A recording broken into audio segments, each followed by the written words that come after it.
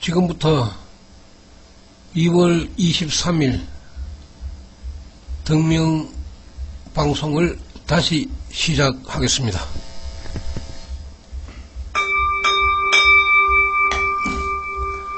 나마 살달마 분타리가 소다람 나마 살달마 분타리가 소다람 나마 살달마 분타리가 소다람.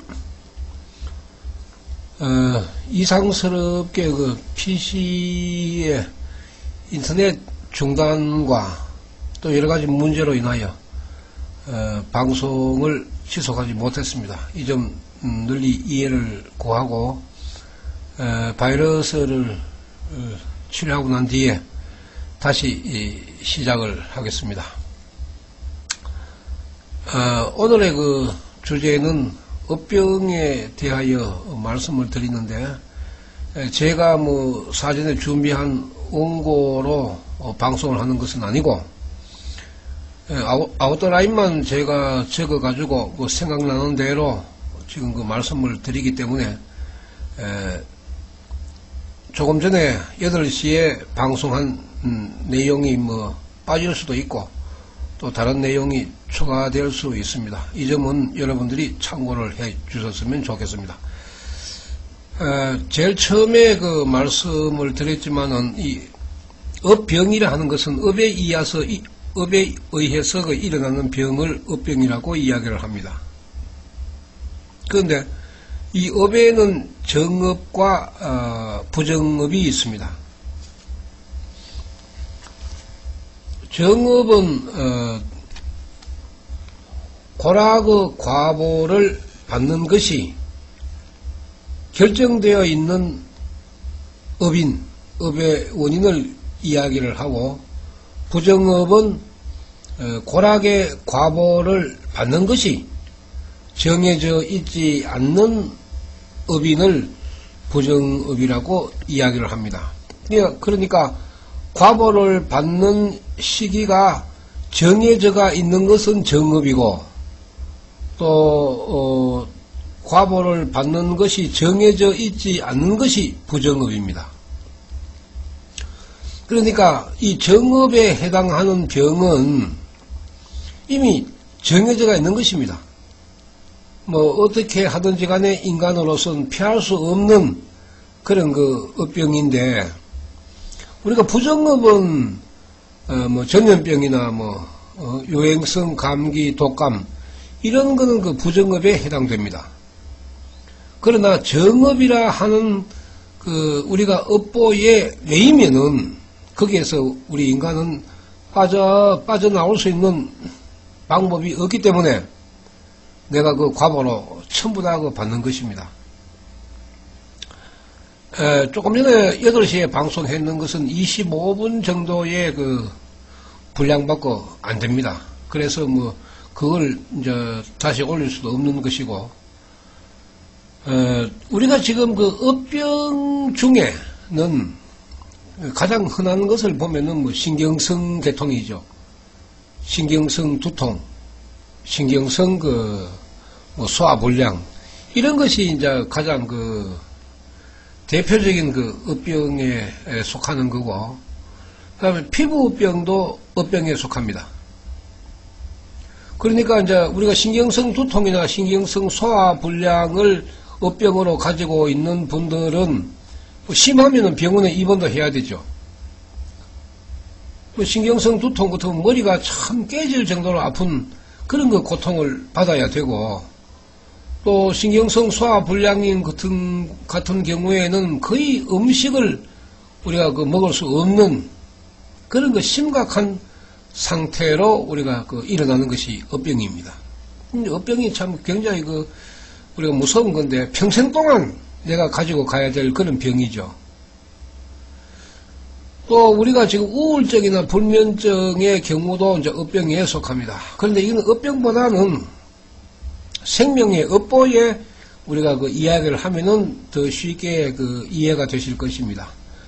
우울증이라 하는 것은 내 생명의 그릇이 작아서 생기는 것입니다. 그래서 이제 심각한 고민을 하다가 이제 우울증이 이제 일어나는데, 우울증이 오면은 뭐 당연하게 4초원인 불면증도 나타나게 되어 있습니다. 이런 신경계가 한번 망가지면은 재생이라든지 회복의 상태가 굉장히 참 절망적으로 흐를 수가 있습니다. 제가 어릴 때에도 일제시대 때에 전기 고문을 당해서 거의 자신을 망각하는 그런 정신 상태로 있는 사람을 보고 자랐는데, 그런 경우에는 거의 신경이 없죠. 훼손되죠. 생명 자체가 훼손이 됐으니까 정상적인 우리가 생활을 할 수 없는 것입니다. 이런 점을 우리가 두고 보면은 참 이 업보락 하는 것이 굉장히 두렵고 무섭고, 거기에 따라서 일어나는 질병도 평생을 내가 가지고 가야 될 그런 운명인데, 이 모든 것은 이제 생명에서 일어나고 내가 만들고 내가 받는 것입니다. 내가 만들면 남이 받는 것이 아니고 내가 만들었기 때문에 내가 받는 것입니다. 우리가 이제 암이 걸려서 이제 죽으면은 통상적으로 어떻게 이야기를 하느냐 하면은, 그 사람은 암으로 죽었다.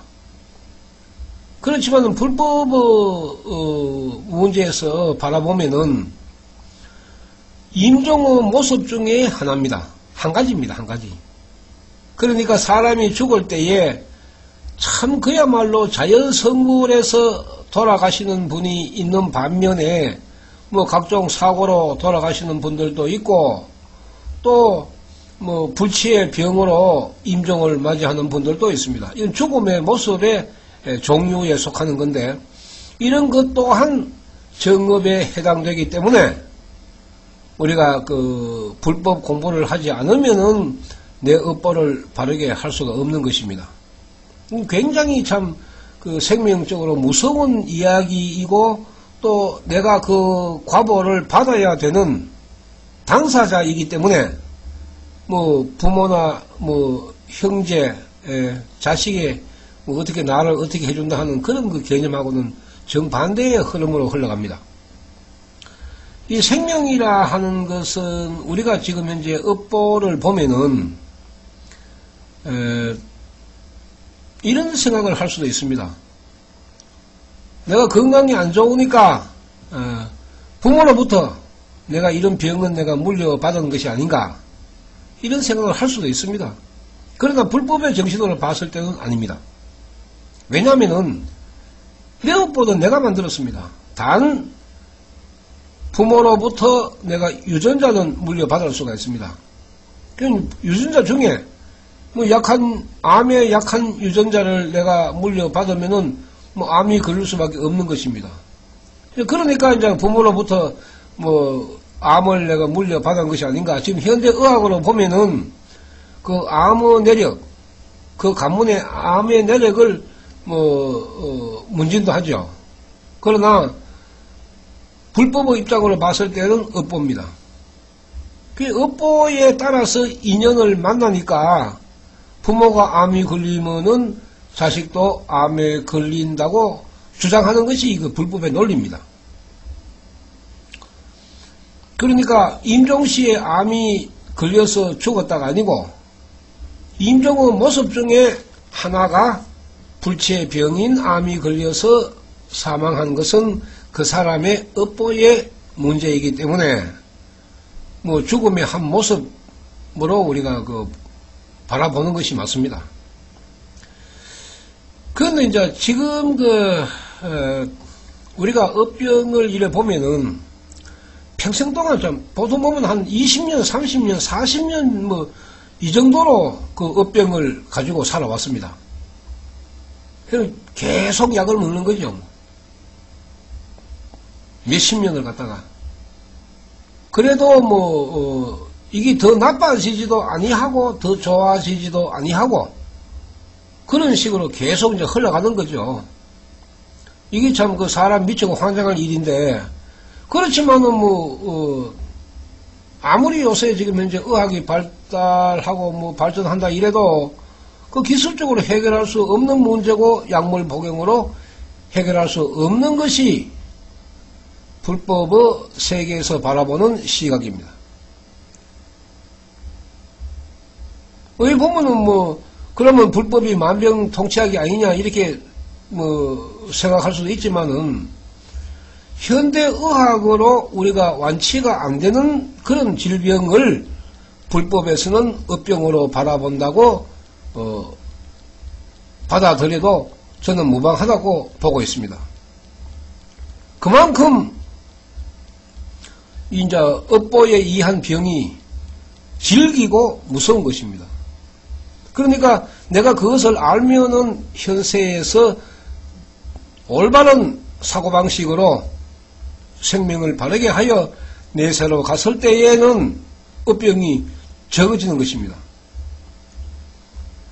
우리가 지금 이제 부정업인 그 업보는 전염병이나 유행성 감기, 독감 이런 경우인데 이거는 어느 누구도 누가 걸리고 안 걸리고의 문제가 아니고 면역력이 약한 사람은 무조건 걸리게 되어 있습니다.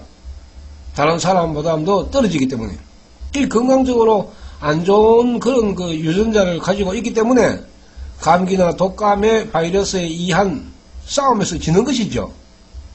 그걸 생명적으로 업보로 타고나는 그런 문제이기 때문에 부모를 원망할 수는 없고 단지 우리가 이제 부정업에 있어서는 그 사고방식의 변화가 이루어지면은 부정업은 그나마 다행으로 우리가 지나갈 수가 있습니다.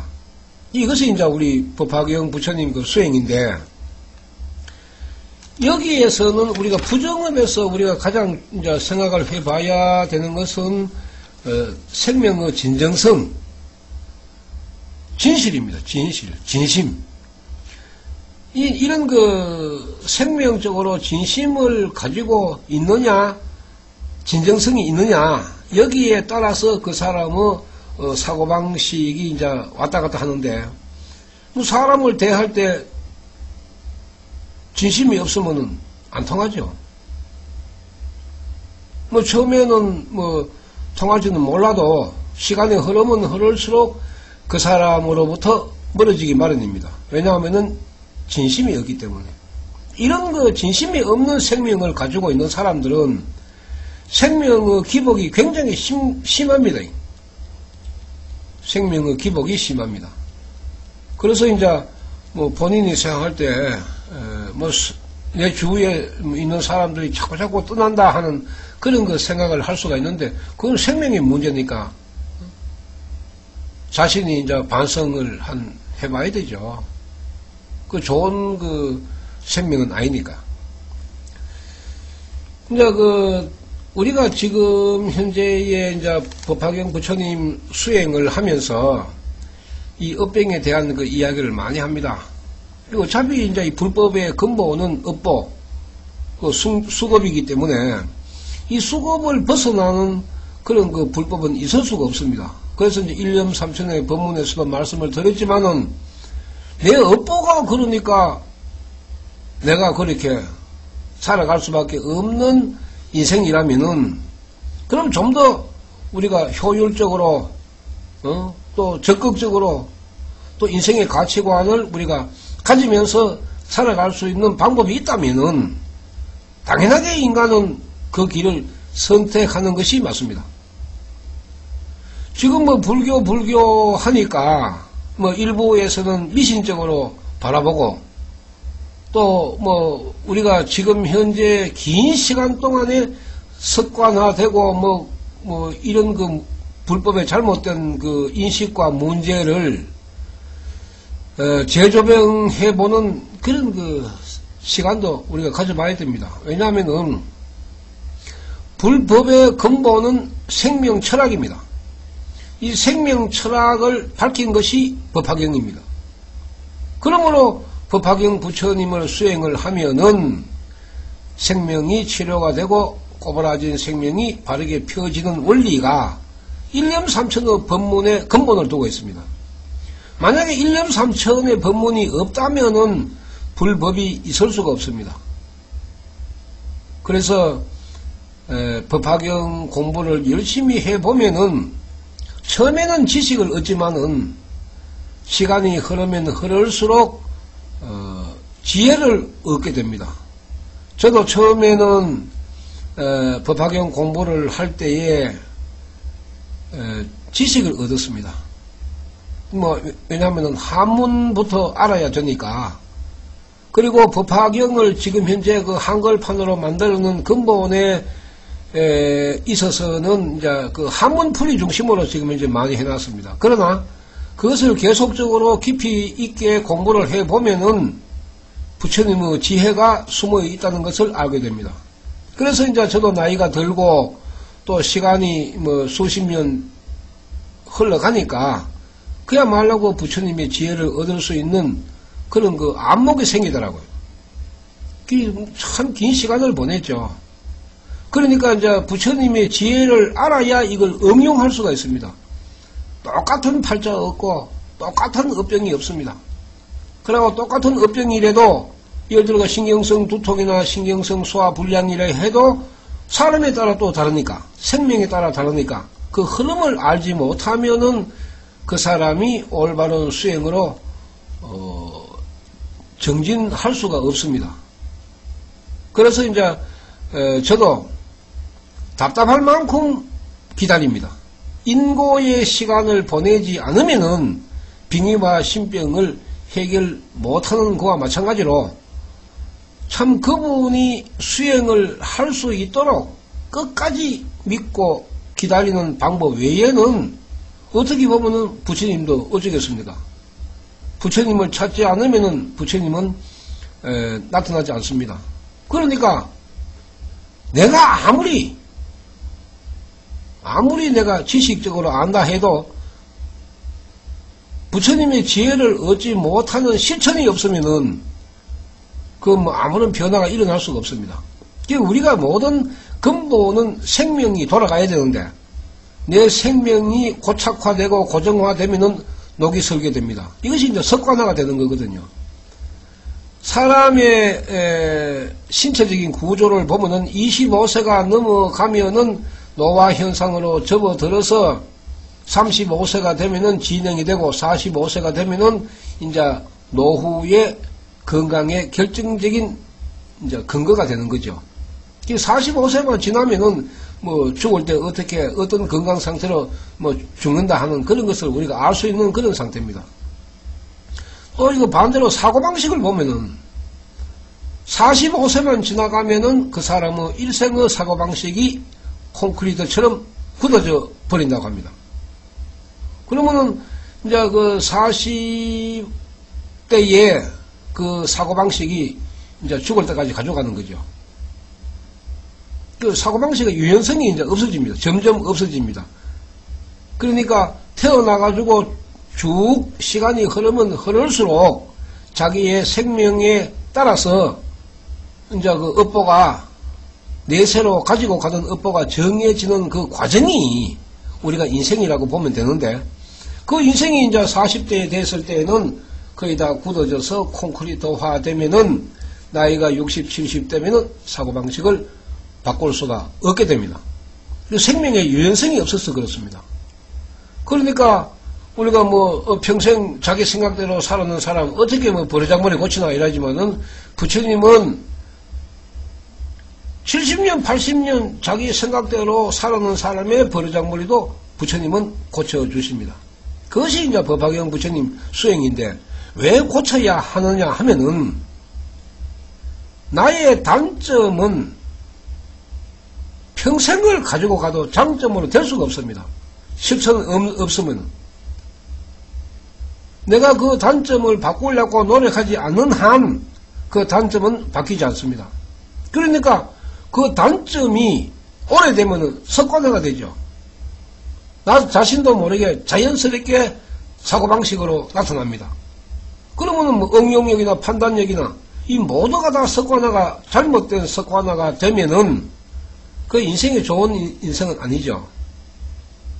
그래서 이제 우리 불도 수행이 이제 필요한 것인데 지금 현재 기존의 그 불교의 우리가 수행의 방법으로 볼 때에는 이 생명을 바꿀 수 있는 길이 없습니다. 그냥 관념적이죠, 관념적. 그 관념적인 수행에서는 생명을 개혁할 수가 없습니다. 그 혁명이죠, 생명의 혁명. 사고방식의 일대 혁명입니다. 사고방식을 바꾸지 못하면은 내 업보대로 살 수밖에 없는 것입니다. 근데 사고방식을 바꿀 때에는 나의 지혜는 한계가 있고 또 나의 그릇은 작기 때문에 더 이상 어떻게 변화시킬 길이 없습니다. 그러므로 내 생명을 놓고 부처님 앞에 내려놓고 우리가 수행을 하면은 내 생명에 부처님의 지혜가 들어옵니다. 그건 불력과 법력의 힘으로 나타나는 것이죠. 이거는 뭐 수행을 안 해보면은 관념적으로는 아무리 생각을 해도 정답이 없습니다. 모릅니다, 이거.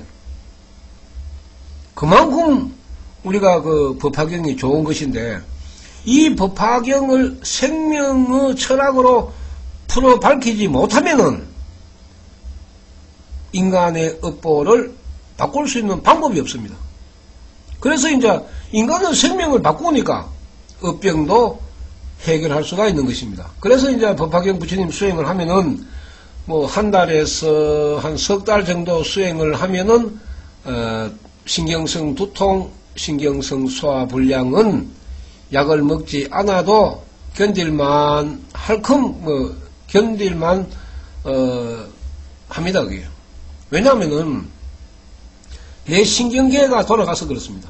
내 생명이 도니까 굳어있던 신경계가 돕니다. 신경계가 도니까 신경 전달이 되는 것이고, 신경 전달이 되는 것이 되기 때문에 각종 효소가 분비되어서 머리를 덜 아프게 하고 그 다음에 소화를 잘 되게 하는 것입니다. 이거는 뭐 우리가 과학적으로나 그 의학적인 논리에도 맞습니다. 우리가 지금 자연치유력이라 하는 그 힘을 바라보면은 바로 생명에서 나오는 거거든요. 생명이 강하면은 암세포도 잡는 거 아닙니까? 우리가 암이라 하는 게 뭐 별겁니까? 매일매일 지금 현재 뭐 얼마나 많은 암세포가 일어날지도 모르는데 지금 현재도 일어나고 있습니다. 그러나 암세포가 일어나는 즉시 우리 인체의 면역력으로 작용하는 뭐 피서리 인자라든지 뭐 여러 가지 그 인자가 암세포를 발견해서 그걸 잡아먹는 거죠. 그럼 뭐 대식세포가 그 이제 청소를 하게 되는데, 이런 걸 보면은 분명히 불법의 정신으로 수행을 하고 또 법화경 부처님을 믿으면은 생명이 강해져서 그야말로 뭐 과학이나 의학에서 바라보는 그런 시각의 논리와 같습니다. 이게. 생명이 그렇게 움직일 수밖에 없습니다. 그러므로 업병이 이제 해결되는데, 뭐 이런 그 논리를 이야기를 하면은 잘 안 믿습니다. 누가 믿겠습니까? 뭐 자기가 혼자 앉아서 열심히 법화경 부처님 명호를 부르면서 수행을 해서 병이 낫는다. 그죠? 평생 동안 짊어지고 가야 될 그런 그 업병을, 그런 병을 뭐 앉아가지고 하루에 뭐 1시간에서 3시간 정도 불러서 한 달에서 한 석 달 정도 지나고 나면 굉장히 상태가 좋아진다. 약을 안 먹을 수도 있다. 하는 그런 논리적인 면에서는 매력이 있을지도 몰라도 막상 실천하라 그러면은 실천하기가 대단히 어려운 것이 법화경 부처님 수행입니다. 우리가 사고방식도 타고난 업보죠. 내 자신이 만들어놓은 거니까. 그러면은 이런 사고방식도 개혁을 하고 변혁을 시키기 위해서는 끊임없는 내 스스로의 노력이 있어야 됩니다. 그래야 잠을 재울 수가 있죠. 그럼 결국은 이제 그 나의 업보 중에 잘못된 단점을 우리가 잠재우는 것인데, 그건 굉장히 참 피나는 노력을 해야 됩니다. 사람이 성격을 바꾸는데도 최소한 3년 이상은 걸린다고 합니다. 그럼 3년 정도가 지나야 어느 정도 이제 나의 지혜가 떠오르는 것이죠. 우리가 수행도 저도 항상 말씀을 드립니다만은 한 3년 정도는 미친 듯이 해야 그나마 죽을 때까지 넘어지지 않는다 하는 그런 그 말씀을 많이 드립니다. 왜냐하면은 우리가 지금 이제 내가 만드는 그 업보는 과거 세세생생의 생사를 되풀이하면서 전부 그 결과로 나타나는 것인데, 그 결과라 하는 것은 뭐 원인이 나쁘면은 결과도 나쁜 것이고 원인이 좋으면은 결과도 좋은 것인데, 지금 내가 현재 업병을 가지고 있으면은 원인이 잘못됐죠. 부처님을 법화경을 비방하고 법화경 믿는 수행자를 회방하고 그죠? 또 악구매리하고 이러면은 백납병으로 태어난다, 남병으로 태어난다고 법화경에도 있습니다. 그처럼 나의 업보에 따라서 일어나는 업병은 가장 우리가 빨리 쉽게 해결할 수 있는 방법이 있다 그러면은 뭐 어디라도 여러분들은 가서 치료를 받으려고 마음을 먹을 것입니다. 그러나 업병을 평생 동안 내가 안고 가야 될 그런 업병은 잘 나지도 않을 뿐더러 약도 없고, 약이 어디 있습니까? 신경성 두통 평생을 약을 먹어야 되죠. 이건 더 심하지도 아니하고 더 좋아지지도 아니하고, 그러나 나이가 들고 사람의 기력이 떨어지면은 그 질병은 더 이제 힘을 내죠. 반대로 힘을 냅니다. 그러면 나이가 들어서는 굉장히 육체적으로 정신적으로 고통을 받습니다. 그것이 업병입니다.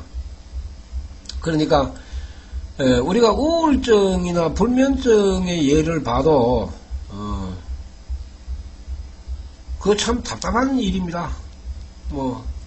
물론 가벼운 우울증이나 불면증 이런 거는 운동이라든지 또 어떤 그 작은 변화에 의해서 우리가 충분하게 해결할 수가 있지만은 중증 이상이 되면은 어렵습니다.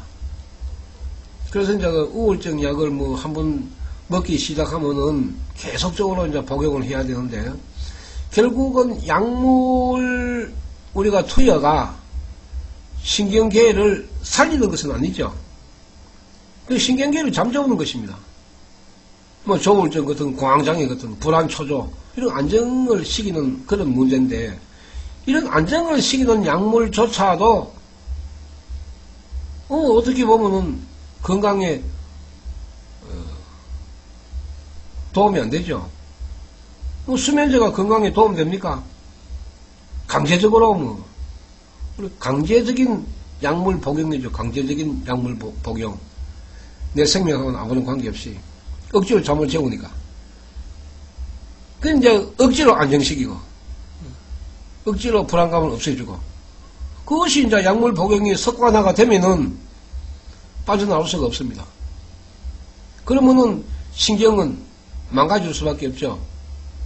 그러니까 신경을 살릴 수 있는 방법을 택해야 되는데, 신경을 망가뜨리는 그런 그 방법을 택함으로 해서 우리가 정신적으로 더 많은 고통을 받는다고 불법의 세계의 정신으로 보면은 이론적으로는 맞습니다. 불법의 정신으로는 맞습니다. 의학으로는 어떤지는 몰라도. 그러나 우리가 업병은 거의 대다수가 평생 동안 약을 먹어야 되는 그 논리가 성립되어 있습니다. 우리가 신경성 하지만은, 예를 들어서 의사 선생님이 신경을 좀 덜 쓰세요. 업보가 그런데 신경을 덜 쓸 수가 있습니까? 지독할 만큼 신경을 쓰기 때문에 그게 우울증이 되고 불면증이 되고 소화불량이 되는 것입니다. 업보가 그러니까. 자기들 어디 아프고 싶어서 아픕니까? 다른 사람들이 봤을 때는 걱정거리도 아닌데 그 사람이 봤을 때는 걱정거리입니다. 그러니까 자기가 그 걱정을 받아들이는 것이죠. 그게 오래됐으니까 이제 병이 되는 거고. 그게 업병 아닙니까? 우리가 이제 그 성격, 성질이 업보에 많은 영향을 미치죠. 그러나 이제 어느 누구나 다 자기가 자기의 성질이 제일 좋고 자기의 성격이 좋고 다 그렇게 아전인수하고 착각을 하고 있는 건 사실입니다. 그러나 불법의 입장에서는 한치의 오차도 없습니다. 성질이 더러우면 더러운 대로, 사고방식이 잘못됐으면 잘못되는 대로 그대로 결과로 매겨집니다. 그럼 결과로 매겨졌기 때문에 우리가 현세에 태어났으니까 과거의 결과로 지금 살아가는 것입니다. 그럼 지금 현재 원인이 되는 삶은 또 내세에 가져가는 거죠. 그러면 현실은 또 과거에 가면은 또 미래로 가면은 과거가 되니까 또 과거의 업보로 살아가고, 이래서 생사를 되풀이하면서 과거에 저질렀던 원인을 현실에 받아가면서 사는 것이 우리가 인생이라는 것입니다. 법화경그 부처님 수행을 해보면 참 여러가지로 신비한 이야기도 있고 또 그런 경험을 하게 됩니다. 왜냐하면은 이 생명의 문제는 어느 누구도 앞장서서 또 앞다투어서 또 먼저 정답을 말할 수가 없습니다. 생명에 대한 문제는 정답이 없습니다. 그러나 인과의 문제는 분명한 정답이 있습니다. 원인이 선이면은 결과도 선이고 원인이 악이면은 결과도 악입니다. 그래서 인과 이법이죠. 불법을. 그건 내가 잘못 만들었으니까 내가 잘못 당하는 거죠. 이런 건 이제 불법의 논리는 어느 종교보다도 훌륭합니다. 너는 왜 인물이 그렇게 태어났고, 너는 왜 성격이 그렇고, 너는 왜 몸이 아프고, 천당 간다고 해결되는 건 아니거든요. 논리적으로 우리가 따지고 봤을 때도 종교적인 문제가 아니고 논리적으로 따지고 봤을 때도 왜 인간은 지문이 하나밖에 없느냐 이 말이죠. 똑같은 지문이 왜 없느냐, 똑같은 업보가 왜 없느냐, 똑같은 인물이 왜 없느냐, 똑같은 유전자가 왜 없느냐, 이런 그 생명적인 문제를 파고 들어가면은 불법을 따라올 수 있는 종교는 없습니다. 그렇다고 제가 신앙으로서 맹신이나 광신의 이야기를 한 적도 없습니다. 그저 내 팔자가 그렇다고 생각하거든. 내 팔자 바꿀 수 있는 방법이 그 지혜가 있으니까 팔자를 잠재우고, 그죠? 그 다음에 내 성격을 변화시키고 또 사고방식을 부정적인 사고방식에서 긍정적인 사고방식으로 변화를 시키고 하는 그 생명의 환경을 만들어주라 이 말이죠. 생명의 환경을 만들어주는 것이 법화경 부처님 수행이라는 것입니다. 그래서 내가 앉아서 1시간, 2시간, 시간이 없으면 30분 이래 앉아서 부처님 명호를 부르면은 내 생명이 돌아가죠. 잘 돕니다. 이거 한 3개월, 6개월, 1년 이래 쭉 수행을 해 나가면은 생명이 굉장히 잘 돌아갑니다. 이 생명이 잘 돌아가야 녹이 안 설죠. 이 법화경 부처님 수행을 안 하면은 생명은 고착화되어 있습니다. 녹이 설에 있습니다. 그러나 그 돌릴 수 있는 방법을 모르기 때문에 돌리지를 못하죠. 그러니까 녹이 설면 서는 대로, 정지된 상태면 상태대로 고착화되죠. 고착화. 사고방식에 고착화가 돼서 융통성이 없어집니다. 우리가 이제 응용력이라 하는 것은 하나의 지혜를 가지고 다른 분야에 적용을 많이 할 수가 있죠. 응용을 하면은. 그런데 그게 안 되죠. 고지고대로. 하나 같으면 하나밖에 모르죠. 하나가 둘도 되고 셋도 될 수 있다 하는 그런 그 논리가 아니고 하나는 하나밖에 없다 이 말이죠. 그래서 생명은 그런 것이 아니거든요. 하나가 10도 되고 100도 되고 1000도 되고 만도 될 수 있습니다. 그게 1년 3초입니다. 1년 3초. 0.5초의 순간에 우주를 한 바퀴 돌 수 있는 것이 생명입니다. 이런 그 생명의 논리를 우리가 배우지 아니하면은 뭐 아무리 현대의학이 발달하고 과학이 발전한다고 해도 인간의 업보는 잠재울 수 있는 길이 없습니다. 생명을 치료할 수 있는 약도 없고 그런 기술도 없습니다. 그러나 생명 철학이라는 법화경 우리가 공부를 하고 부처님의 지혜를 얻으면은 그 불력과 법력에 의해서 내 자신도 모르게 성장을 하게 되는 것입니다. 생명의 성장. 그러면은 생명이 성장하면은 생명의 그릇이 조금 더 커지죠. 우리가 뭐 적은 그릇에 물을 부으면은 그 그릇만큼밖에 안 들어가고 남는 건 좀 넘치듯이 내가 받아들일 수 있는 무한대의 생명 가치를 가지고 있는 것이 부처의 생명 아닙니까? 그죠? 그러면 나는 그렇게 못하느냐? 어느 누구도 다 할 수 있다고 부처님은 말씀하셨는데 그걸 이제 만드는 어떤 그 우리가 생각과 사고방식 이런 걸 다 받아들일 수 있는 그릇이 큰 생명을 만들 수 있는 길은 법화경 부처님을 수행하는 길이라고 나와 있거든요. 법화경 수행하면 나와 있습니다. 예. 그 대우주의 모습이 법화경에는 굉장히 많이 나옵니다. 그걸 우리가 지금 이제 해설을 할 때에 초능력 또 신통력으로 지금 바라보고 있는데 그게 잘못되었습니다. 그래서 어느 큰 스님이 도력이 있고 웃기는 소리를 많이 하는데 도력은 없습니다. 전부 신기밖에 없습니다. 우리나라 절에서 천도제 구병시식 지내는 절은 전부 신기밖에 없습니다. 도력이 아닙니다. 그런 거. 그걸 어떻게 도력이라고 이야기합니까? 부처님이 열의 비밀 신통지력이라고 법화경에 남긴 것은 생명적으로 풀어서 밝힌 것입니다. 빈궁하천의 중생, 그 지옥 축생 악귀 삼악, 지옥 축생 악귀 수라 사악의 생명도 법화경 수행을 하면은 사성, 성문, 영각, 보살, 불계의 생명으로 바뀔 수 있다 하는 것이 법화경의 이론입니다. 이게. 그 석가모니 부처님의 주장이고. 그러니까 법화경 수행을 하면은 열심히 하면은 내 업병이 나는 건 당연하게 나서야죠. 그거 안 났으면 부처님 거짓말쟁이 아닙니까? 났거든요. 본인이 놀랄 정도로 변화가 일어납니다. 그러니까 법화경 부처님 수행은 본인이 수행을 해보지 않으면은 느낄 수도 없고 경험할 수도 없는 것입니다. 굉장합니다.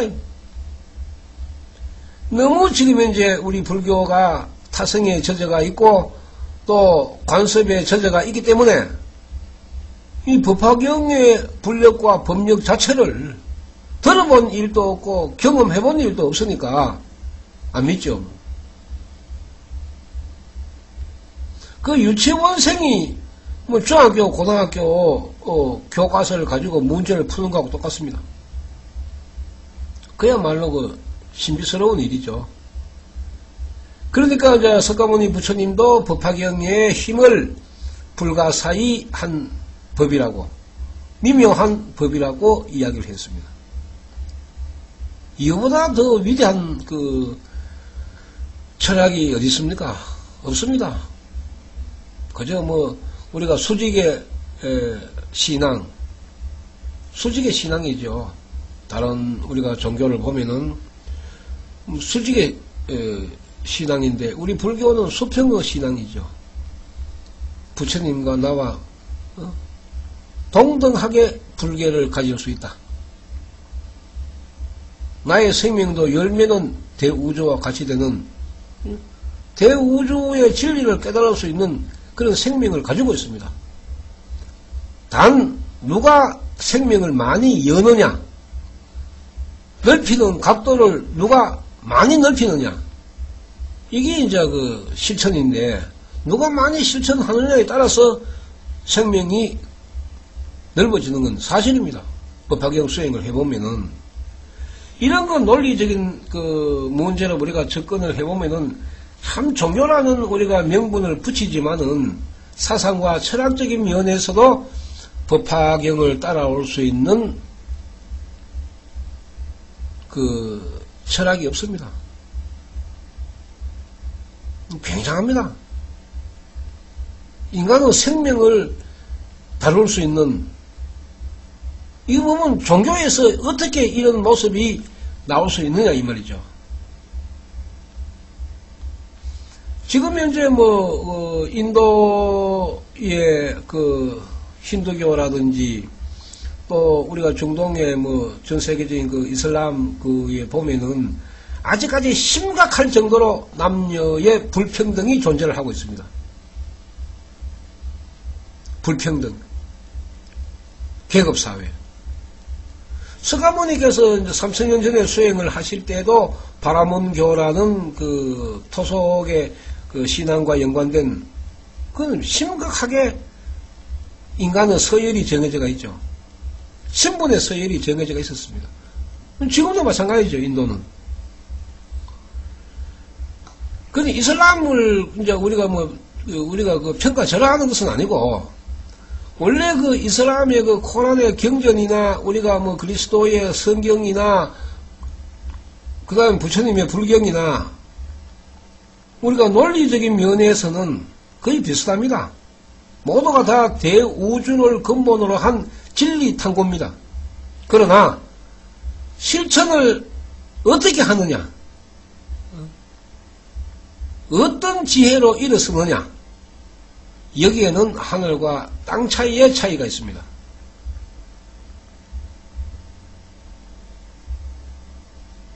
이것마저도 우리가 종교적인 논리로 부정을 한다 그러면은 이거는 이제 막 나가는 그런 종교가 됩니다. 종교다운 종교는 남의 종교도 받아들일 줄 알고 인정을 할 줄도 알아야 됩니다. 좋든 싫든. 우리가 자유민주주의 국가에서 신앙은 법으로 보장이 되어 있기 때문에 그 사람이 돌을 믿든지 나무를 믿든지 짐승을 믿든지 믿는 대상을 놓고 왈가왈부할 필요는 없습니다. 그러나 그 종교가 인간의 생명에 미치는 그 형태나 부분이 잘못됐을 때에는 인간이 올바른 길로 갈 수가 없습니다. 그 깨우치고 깨닫게 하고 지혜롭게 살 수 있는 삶을 더 행복하게 할 수 있는 그런 그 길잡이의 역할을 종교가 하지 않으면은 그냥 그 하나의 신앙으로밖에 인정이 안 되죠. 그러면은 이게 맹신이나 광신으로도 흐를 수가 있습니다. 자기는 변하지 아니하면서 남만 자꾸 변화를 하는 그런 종속적인 신앙의 자세에서 인간미가 풍부하게 흘러나올 수는 없습니다. 생명에 그렇게 되지를 않으니까 어떻게 나옵니까?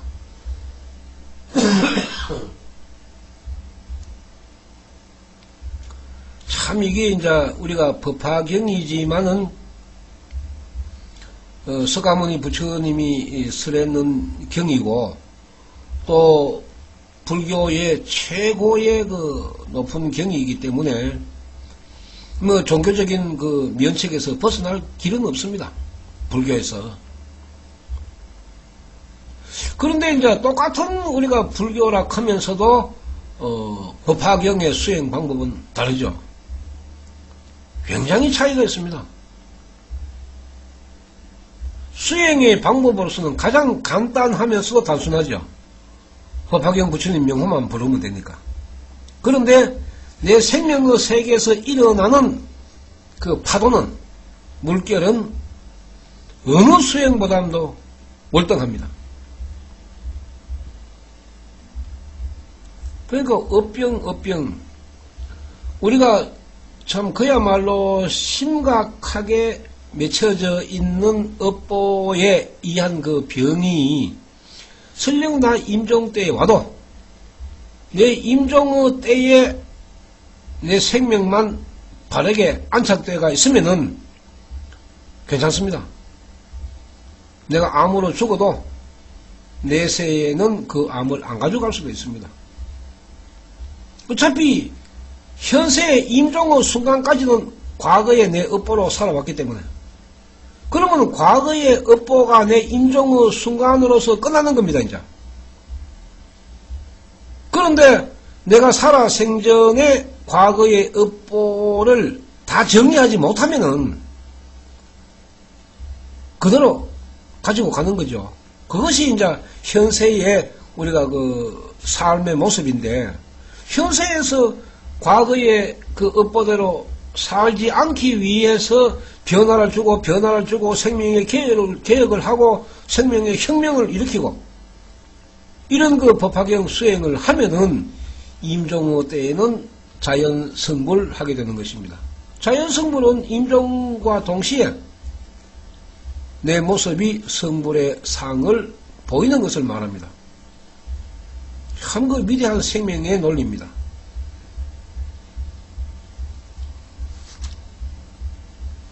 우리가 이제 그 업병 중에도 가장 그 업병에 영향을 미치는 것이 이제 그 사고방식이죠. 사고방식. 아까도 말씀드렸습니다만 이 사고방식에는 진정성, 진심이 있어야 됩니다.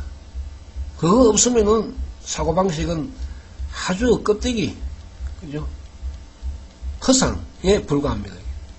진정성이 없으면은.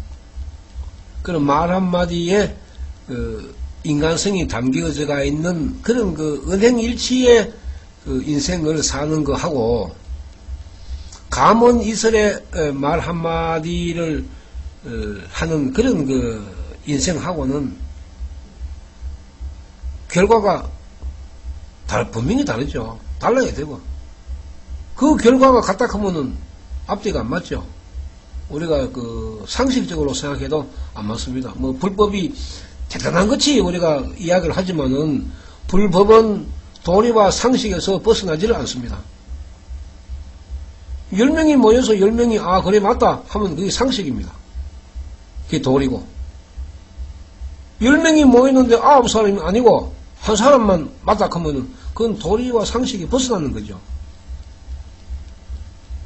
그러니까 불법은 도리와 상식에서 벗어나면은 종교로서의 가치가 없는 것입니다. 법화경 부처님 수행을 하면은 업병이 났습니다. 났으면 도리와 상식이 맞는 거죠. 그 이론적인 문제, 부처님의 불교과 법력, 그건 나중에 따질 문제고, 당장 우리가 눈에 보이게, 일주일이나 한 달이나 두 달이나 수행을 하면서 나타나는 그런 현상은 바로바로 우리가 느끼고 경험할 수 있기 때문에, 그래라도 한번 해보고 난 뒤에, 그 다음에 부처님의 불교과 법력을 따지고, 생명 철학을 한번 논해 보는 것이 맞습니다. 아무리 관념적으로 이야기를 하고 이론적으로 따지고 알아도 실천 없으면은 관은 나타날 수가 없습니다. 굉장히 우리가 엄하고 엄격하게 불법은 만들어져 있고 먼지 하나도 빠져나갈 틈이 없을 정도로 아주 조밀하게 업보는 만들어집니다. 그러니까 세계에서 아무리 슈퍼 컴퓨터가 좋다 그래도 용량이 대용량이고 대우주가 다 들어갈 수 있는 그런 컴퓨터라 해도 인간의 생명에는 미치지 못합니다. 업보를 만드는 데는 기술적으로나 용량적으로나 한 사람의 인간의 생명에 슈퍼컴퓨터도 미치지 못합니다. 그것이 바로 생명입니다. 생명. 그 생명에서 일어나는 문제는 생명적으로 풀어야 되죠. 그게 안 맞습니까? 미친 듯이 광란의 신앙을 한다고 해서 그것이 바뀌집니까? 안 바뀌죠. 그러니까 잘못된 사상과 철학이 나의 생명에 자리를 잡고 있으면은 나의 업보는 바르게 펼 수가 없습니다. 그러니까 얼마나 중요한 그런 문제입니까? 우리가 지금 신경계나 이제 우리가 정신계를 이래 보면은 뭐 인간의 육신과 그 정신을 지배하고 있는 거 아닙니까? 그러니까 우리가 뭐 몸이 건강해야 정신이 건강하다, 정신이 건강해야 몸이 건강하다, 뭐 닭이 먼저냐 달걀이 먼저냐 그런 그 따질 논리가 아닙니다. 생명이라는 것은.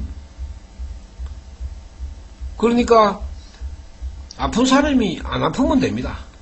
뭐 어렵게 뭐 생각할 거 없습니다.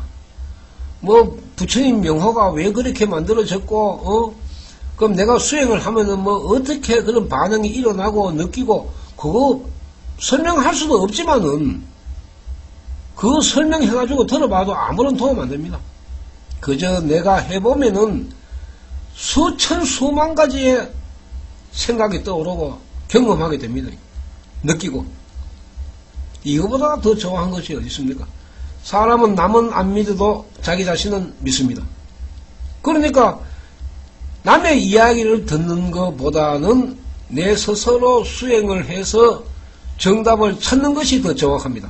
그럼 내가 느끼보고 경험해보고 깨달으면은 제일 정확하죠. 속을 일도 없고 거짓말할 필요도 없고 그렇습니다. 그것이 이제 우리가 법화경 수행인데 지금 현재 법화경 수행을 뭐 아무데서나 하는 곳이 없습니다. 쉼터 딱 한 곳밖에 없습니다. 법화경 부처님 수행하는 곳은.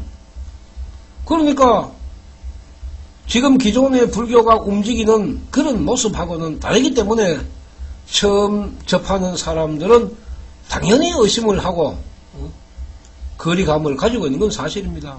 그건 저는 거기에 대해서 뭐 이의 제기하고 싶은 마음은 없습니다. 입장을 바꿔놓고 생각해도 저도 마찬가지니까요. 그러나 우리가 불법이라는 자세와 정신을 우리가 모르고 있기 때문에 자꾸 이제 피하는 것입니다. 우리 불교에서 뭐 불법의 정신과 자세를 뭐 이야기해본 일이 없으니까 들어본 일이 없으니까 생소하고 사람들은 생소한 길로 들어가는 것에 대한 두려움을 가지고 있습니다. 그래서 우리가 뭐 남을 소개받아도 친구의 친구 또 뭐 친척의 친구 뭐 좌우지간 인연이 뭐라도 아주 작은 인연이라도 다 있어야 그나마 우리가 믿죠. 사람 소개받을 때도 그런 거 아닙니까? 아주 영 모르는 사람은 찜찜하죠. 그러나 뭐 친구의 친구 쭉 몇 달이 거쳐가지고도 아는 사람이라 그러면은 믿게 되죠. 그게 우리가 생명인데 이 법화경 수행을 말로 어떻게 표현을 할 수 있으며 말로 어떻게 설명을 할 수가 있습니까? 할 수 없습니다. 직접 느껴보지 아니하면은 알 수 없는 것이 법화경 수행입니다. 지금 우리가 이제 그 현대 의학이 발달하고 또 뭐 좋은 약도 많습니다. 사실 그 의학의 발전은 굉장히 경이롭고 우리가 참 그 의학의 발전을 위해서 참 희생하고 봉사하는 많은 의료계에 계시는 분들 참 우리가 존경해야 됩니다. 뭐 얼마나 참 그 많은 생명을 구제를 하고 있습니까? 그러나 이제 그 불법은 정신계 생명 자체를 강하게 해주고 올바르게 하기 때문에 예를 들어서 약을 먹는다 해도 긍정적인 사고방식으로 약을 먹는 거하고 부정적인 생각으로 약을 먹는 거하고는 약효가 다르게 나타날 수밖에 없는 것이 생명 아닙니까? 그러니까 이 약을 먹으면은 내가 지금 현재 이런 상태의 고통은 내가 벗어날 수 있다는 그런 그 긍정적인 생각을 불법은 가지게 만드는 것이죠. 맹장염 걸리는데 뭐 법화경 수행을 한다고 맹장염이 안 일어납니까? 중지돼 가지고 뭐 변화가 일어나 가지고 맹장이 없던 걸로 그래 돌아갈 수 있습니까? 그건 도리 안 맞죠. 상식이 안 맞죠. 맹장은 빨리 가 수술해야 되죠. 대신에 맹장 수술하고 난 뒤에 회복의 길을 우리가 찾으려고 그러면은 생명을 강하게 하는 수행이 도움이 되는 것이고, 약을 먹으면은 내 생명이 강하니까 약발도 빨리 받는 거죠. 많이 받고. 뭐 생명이 꼬부라져가 있고 부정적으로 생각하면은 약을 먹어도 큰 효과가 없잖아요. 그요. 생명 때문에 일어나는 것이니까. 그러니까 우리가 정신적인 건강이라든지 육체적인 건강을 좋게 하기 위해서는 생명의 건강도 우리가 생각을 해야 되는데, 이 생명의 건강이나 생명의 치료에 대한 문제는 우리 그 사람들의 세계에서는 아직까지 생소한 단어입니다. 뭐 불법을 우리가 불교를 가지고 있으면서 생명치료라 하는 이야기를 들어본 일도 없고 말할 사람도 없습니다. 그러나 법화경을 우리가 알게 되면은 생명치료라는 말은 자연스럽게 나올 수가 있습니다. 또 자연스럽게 공부할 수도 있습니다. 이 점을 이제 강조하는 것이 이제 쉼터의 수행인데, 뭐 역사가 얼마 안 되니까 뭐 아직까지는 뭐 생소한 그런 면이 많습니다. 또 부정적인 면도 많고 의심을 받는 그런 기회도 많습니다. 그러나 한 사람이 10사람, 10사람이 100사람, 100사람이 1000사람 이래서 넣는 것 같지만은 한 사람 한 사람씩 이제 수행이 넓혀져 나가면은 뭐 예를 들어서 100년, 200년, 300년, 뭐 1000년, 2000년, 만년 뒤에는 많은 사람들이 법화경 부처님을 수행할 수 있는 것 아니냐, 이렇게 뭐 긴 안목으로 우리가 바라볼 수도 있습니다. 조급하게 생각한다고 해서 뭐 실을 바늘 허리에 매어 가지고 옷을 꿰물 수는 없듯이, 생명이라 하는 것도 또 불법이라 하는 것도 아무리 좋다고 이야기를 해도 본인 스스로가 생명적으로 감흥이 되지 않으면은 일어설 수가 없는 것이 생명의 원리 아닙니까? 본인이 이제 깨닫는 것이 가장 중요한데, 본인이 수행을 지속할 수 없는 것은 업보가 밀어내고 장마의 영향을 받기 때문에 법화경 수행하기가 그만큼 어렵다는 것입니다. 이제 기회가 되면은 이제 또 뭐 많은 이야기를 하겠지만은, 특히 우리 업병, 뭐 어지럼증도 업병에 속합니다. 어지럼증, 평생을 어지럼증, 피부병 같은. 봄만 되면은 피부에 진물이 나는 그 피부병. 근데 봄만 지나면 또 괜찮습니다. 근데 매년 봄만 되면은 나무에 싹이 틀 때쯤 되면은 내 몸에서 진물이 그냥 그대로 있는데도 아무런 뭐 어디 환경에 노출된 일도 없고 뭐 특별한 잘못된 것도 없지만은 봄만 되면은 나무에 싹이 트면은 내 손이나 얼굴이나 몸에서 지절로 구멍이 나가지고 진물이 흐르게 됩니다. 이게 업병입니다. 피부병. 참 얼마나 고통스럽습니까? 이런 그 업병에 대한 문제도 우리가 법화경 수행으로 짚어갈 수 있다 하는 것을 말씀을 드리고, 바이러스 트라이 목마를 제거를 하고 난 뒤에 제가 내일쯤 돼가지고 다시 방송을 할까 생각도 했지만은 이제 공지를 아니하고 제가 임의적으로 방송을 하고 그 녹음된 내용을 인선님에게 보내드려서 이제 제 방송을 들을 수 있도록 하면은 그나마 실패할 확률이 안 적겠나 싶은 그런 생각이 들어서 오늘은 바로 이어서 재방송을 하게 되었습니다. 뭐 여러 가지 우리가 참 뭐 나쁜 쪽으로 생각하면은 그런 쪽으로 흘러갈 수도 있고, 또 좋은 쪽으로 생각하면 뭐 그렇게 될 수도 있지만은, 세이 클럽의 DJ 화면이 그냥 사라집니다. 두 번째 한번 제가 경험을 했고, 오늘은 더 심각한 상태로 이어졌는데, 방송이 끝나고 난 뒤에 시간이 지나니까 또 자연적으로 또 회복이 돼서 그나마 못다한 이야기를 다 마친 것도 다행으로 생각합니다. 다음 2월달 방송은 28일을 마지막으로 하고 3월달의 계획은 다음 주에 들어가서 공지로 올리도록 하겠습니다. 오늘 방송 대단히 죄송스럽고 끝까지 들어주셔서 고맙습니다. 이것으로 방송을 마치겠습니다.